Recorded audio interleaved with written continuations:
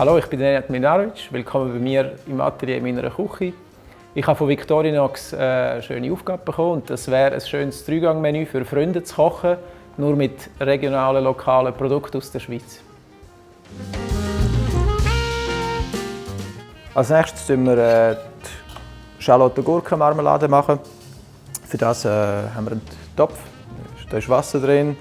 Dann haben wir den Äpfelessig. Ich arbeite auch mit dem Bruno Muff zusammen, der ist in Weggis, so ein biodynamischer Hof, der auch Schnaps brennen tut, Essig, macht verschiedene, aber auch Rapsöl und hat ganz viele lässige Produkte. Dann Zucker und Salz kommen dazu. Und dann tun wir das alles gut verrühren. Einmal aufkochen. Und die Schalotten drauf. Und dann tun wir es langsam einköcheln lassen, bis keine Flüssigkeit mehr da ist.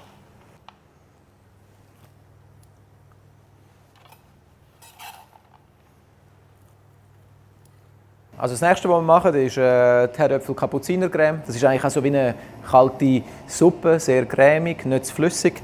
Da haben wir einfach die Herdöpfelwürfel, also Herdöpfel geschält, gewürfelt, Salzwasser vorbereitet. Die tun wir jetzt ganz weich garen.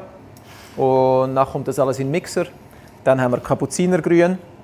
Das hat so ein bisschen eine leichte Schärfe, erinnert auch ein bisschen wie an Meerrettich und gibt dem natürlich eine ganz schön grüne Farbe.